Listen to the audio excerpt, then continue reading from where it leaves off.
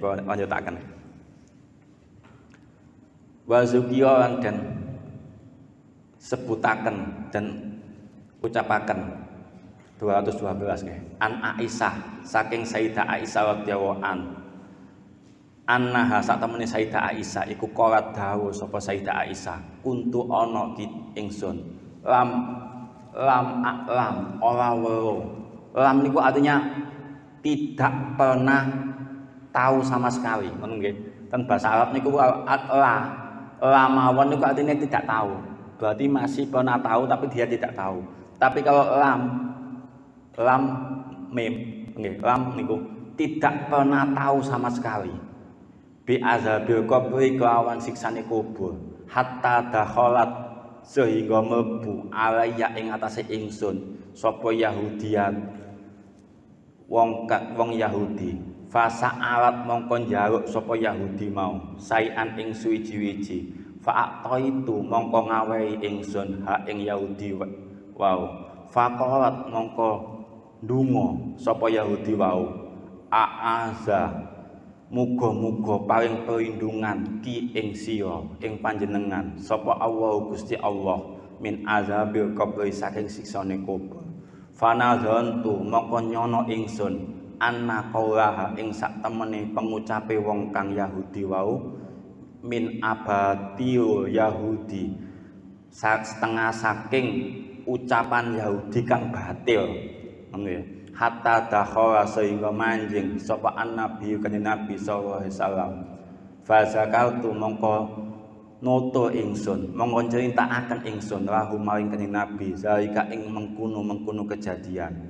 fa akhbaro mongko ngawehi berita ni ing ingsun mongko ngawehi berita sapa kanjeng Nabi ni ing ingsun anna azabal qabri sak temene siksa kubur iku hakun hak bener fa wajibu mongko wajib ing atase ala kulli muslimin ing atase saben-saben wong kang Islam ayastaiza ing yang ton njaluk kareksa njaluk perlindungan billahi kelawan Gusti Allah taala min azabil qabri saking siksane kubur wa ayastaiza lan nyawesaken mempersiapkan ya qabri maring siksae kubur mau bil akmali kelawan pira-pira amal as-sholihati kang saleh qabla ayat khula ing dalem sadurunge yen to mlebu fi ing dalem kubur niki cerita riwayat dari Sayyidah Aisyah nggih Sayyidah Aisyah niku nggih sebelum didatangi oleh kejadian ini, beliau itu tidak tahu bahwa siksa kubur niku ada. Niki istrinya Nabi, sekelas istrinya Nabi, sekelas wali, nggih. Sebelum ada kejadian ini, beliau tidak tahu bahwa azab kubur niku ada, ngono nggih. Tapi ketika wonten kejadian niki, nggih, seorang Yahudi perempuan, pengemis ngono nggih, pengemis Yahudi ngono nggih, perempuan niku tak mendatangi Sayyidah Aisyah dan meminta sesuatu. Akhirnya Sayyidah Aisyah memberikan sesuatu niku nggih, memberi makanan apa memberi uang, pokoknya memberikan sesuatu niku nggih. Terus Yahudi sing engkang estrine wau doakan Siti Aisyah. A'azaki lahu min azabil qabri. Semoga engkau dilindungi Allah dari siksa kubur. Menurut Sayyidah Aisyah bahwa ucapan orang Yahudi ini hanyalah ucapan yang batil, sia-sia, bohong lah wis ucapan Yahudi. Niki saged damel pelajaran dumateng kita sedaya bahwa tidak semua ucapan orang kafir niku batil, ngoten nggih. Tidak semua ucapan orang kafir niku salah, ngoten nggih. Banyak kejadian-kejadian kaya ngenten iki di zaman Nabi yang mengatakan bahwa terkadang Nabi niku nggih kantuk informasi saking Yahudi, saking perantara orang Yahudi. Bukannya Nabi tidak tahu, memang Nabi mengajarkan seperti niku nggih. Kadang Nabi niku dapat info dari orang Yahudi, orang Nasrani sebelum orang Islam niku tahu. Nggih, banyak kejadian kaya ngoten. Nggih, contohnya kaya yang poso Asyura. Poso Asyura niku kan kejadiannya kan dari orang Yahudi. Ketika orang Yahudi puasa, terus Nabi minta tolong ngomong kepada sahabat, dawuh dumateng sahabat, wis sahabat takokno iku, apa wong Yahudi kok poso ngono. Ya. Jadi puasa Asyura niku dapat informasi dari orang Yahudi. Saiki ku hari kebebasane nabiku, Nabi Musa. Makanya aku puasa. Terus Yahudi ngonten. Terus Nabi wa nahnu ahaqqu bi Musa, dan kami lebih berhak kepada Nabi Musa daripada engkau. Maka aku perintahkan kalian untuk puasa Asyura. Seandainya aku punya umur tahun depan, maka aku akan puasa Asyura. Niku bukti bahwa tidak semua ucapan orang kafir niku batil.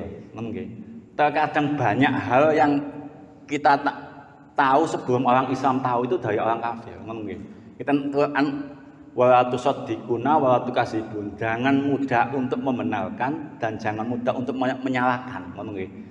Jadi bisa saja ucapan orang kafir niku benar. Kadang iblis pun nggih bisa saja benar ucapannya ngono nggih. Niku kan kejadian napa? Sahabat Abdurrahman bin Auf ketika menjaga lumbung zakat.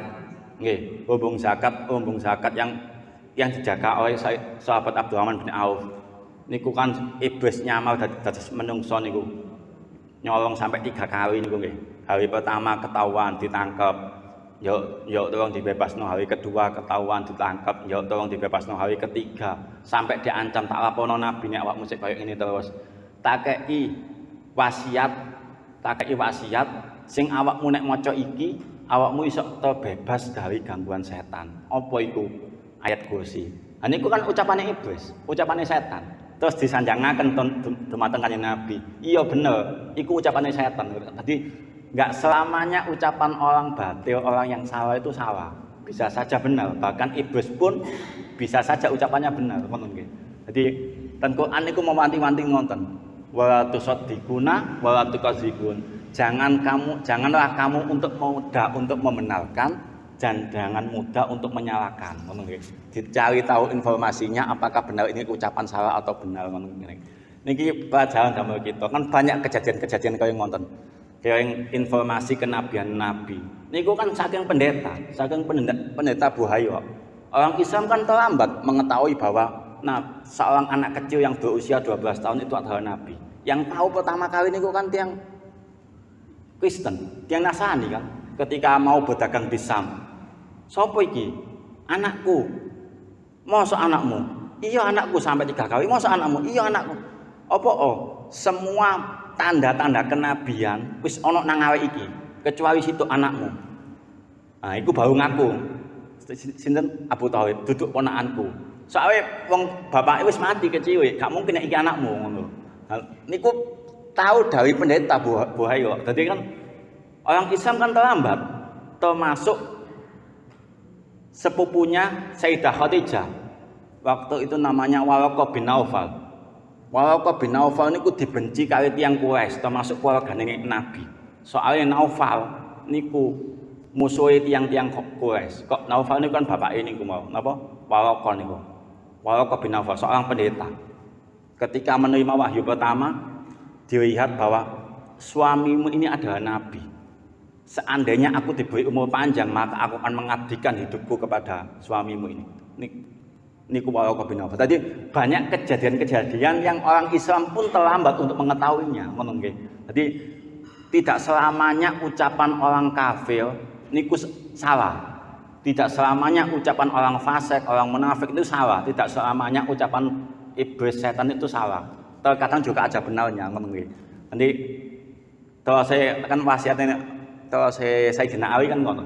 Unzur maqala wa tanzur man qala. Lihatlah apa yang diucapkan dan jangan lihat siapa yang berkata. Nah niki kan Sayyidah Aisyah, istri Nabi sekelas waliullah, nggih. Tahu informasi siksa kubur pertama kali dari orang Yahudi. Padahal beliau menganggap bahwa orang Yahudi itu hanyalah tipuan belaka, ya. Terus disampaikan kepada Nabi bahwa benar apa yang dikatakan orang Yahudi itu, bahwa siksa kubur itu benar. Ngoten nggih. Ngene ku mau nggih. Jadi nasihat Al-Qur'an, kita itu jangan mudah untuk membenarkan dan jangan mudah untuk menyalahkan siapapun yang ngomong. Dari siapapun berita yang kita dengar. Nggih, bisa saja orang baik juga bisa melakukan kesalahan, ngoten nggih. Jadi benar-benar mesti ngoten nggih. Jadi harus dicari tahu informasinya tentang kebenarannya. Jadi tidak bergantung pada siapa yang ngomong. Ngoten nggih. Nah niki kan bukti bahwa napa kebenaran juga bisa saja datang dari orang kafir. Ngoten nggih. Kebenaran juga bisa datang dari orang kafir. Nah niki bukti bahwa Sayyidah Aisyah tahu informasi siksa kubur niku pertama kali dari orang Yahudi, orang pengemis Yahudi. Ngoten nggih. Nah niki. A'azaki min azabil qabri. Oh, nggih.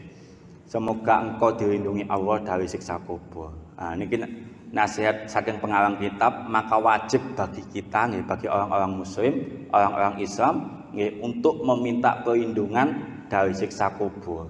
Nih, dengan amal yang soleh sebelum kita sampai masuk ke dalamnya. Nih. Jadi kita akan tahu betapa pentingnya hidup niku setelah kita kematian, setelah mati. Nih. Jadi seseorang niku akan merasakan betapa pentingnya yang ia pakai saat ini setelah ditinggalkan.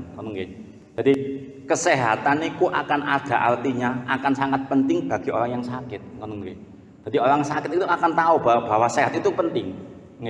Masa muda niku akan tahu betapa pentingnya masa muda niku bagi orang yang sudah tua. Orang yang sudah tua pasti akan merasakan seperti ini. Biar apa nomku tak sia-sia kok aku malas. Pasti akan ada rasa seperti ini.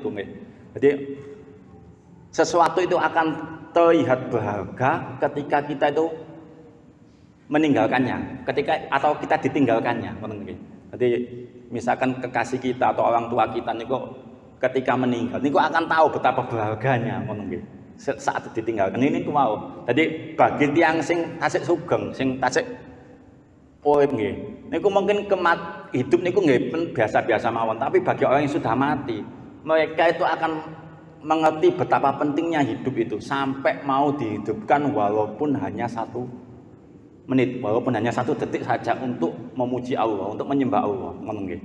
Betapa pentingnya kehidupan niku hanya bagi orang yang sudah mati, yang tahu pentingnya kehidupan itu bagi orang yang sudah mati. Niki nasihatnya pengarang kitab ngonten.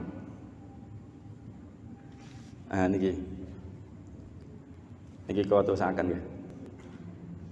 Fa innahu mongko sak temene kelakuan qad sahala iku teman-teman gampang alaihi ing atase sak ben-saben wong kang Islam.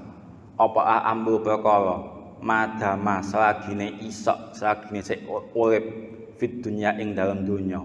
Fa iza dakhala mongko nalikane wis mlebu al-qabra ing kubur fa innahu mongko sak temene kubur iku yatamanna arep-arep wong kang sing wis nang jero kubur ayu zana ing yen ton njaluk diizini lahu maring wong kang sing kubur mau bihasanatin kelawan gawe kebagusan wahidatin walau senajan siji.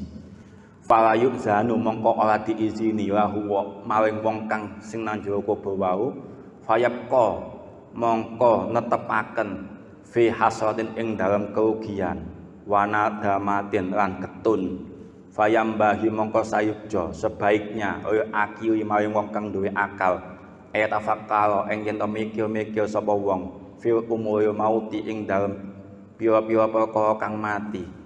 Fa innal mauta mongko sak temene wong kang mati iku ya tamannauna padha arep-arep wong kang mati wau ayu zana ing yen to diizini lahum maring wong mati mau ayu sallu kelawan yen to salat rakaataini walau senajan 2 rakaat ayu zana utawa yen to diizini lahum maring wong kang mati wau ayyaku yen to ngucap malotan walau sepisan ing kalimat la ilaha illallah Muhammadur Rasulullah au yuzana utawa yen to diizini lahum maring wong kang mukmin mau bi tasbihatin kelawan maca tasbih wahidatin walaupun sepisan fala yuzanu mongko ora diizini lahum wong kang maring wong kang mukmin faya ta'ajjabuna mongko padha ngawakaken minal ahyai saking wong kang urip annahum sak temene wong kang urip iku yasnaun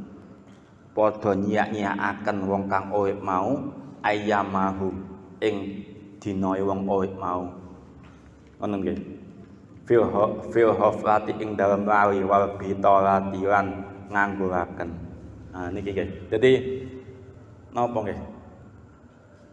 Betapa pentingnya kehidupan niku akan dapat kita rasakan niku saat kita pun mati kan nggih. Niki wae nggih.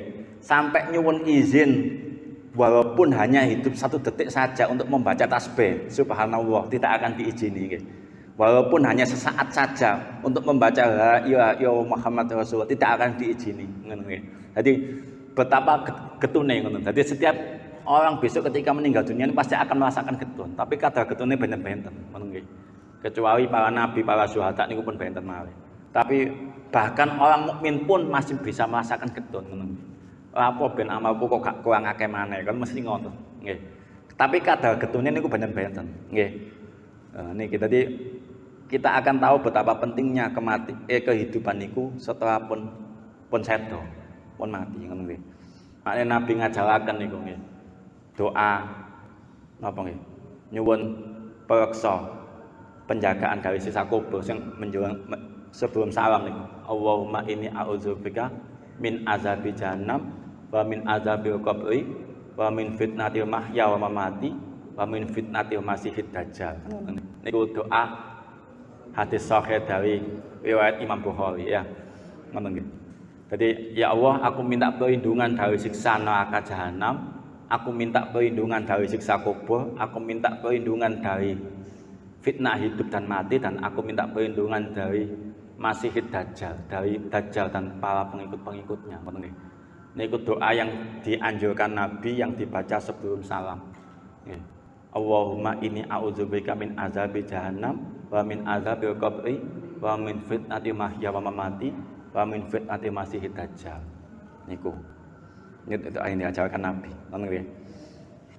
Niki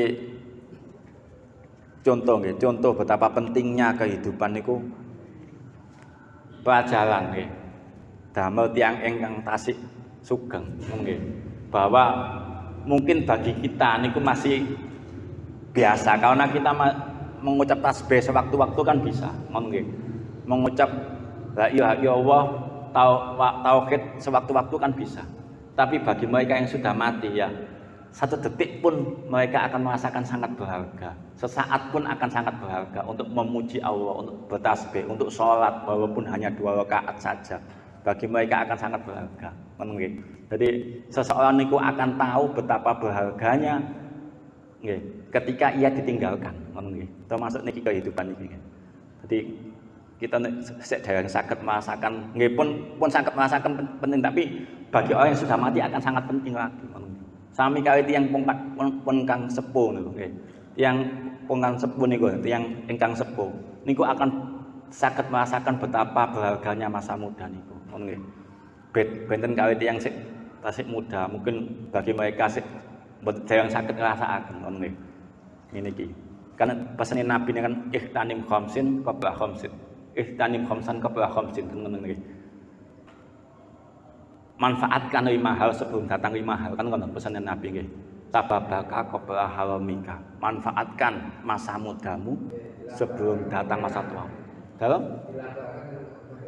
Oh nggih, dilaksakan nggih. Nggih, masa mudamu sebelum datang masa tuamu, masa sehatmu sebelum masa sakitmu, kan ngono nggih. Jadi masa kayamu sebelum masa miskin. Jadi sangat berharga ketika ia ditinggalkan. Nggih. Yang paling penting nih terakhir niku hayataka qabla mautika. Masa hidupmu sebelum engkau matimu. Ngono. Sakjane pun mati mboten saged balik, ngono. Mungkin bagi wong sing engkang sakit saged sehat malih, ngono nggih. Bagi orang yang jatuh miskin bisa kaya lagi, tapi orang yang sudah mati sudah enggak akan bisa hidup lagi, ngono. Ngoten. Niki pesene pengarang kitab ngoten.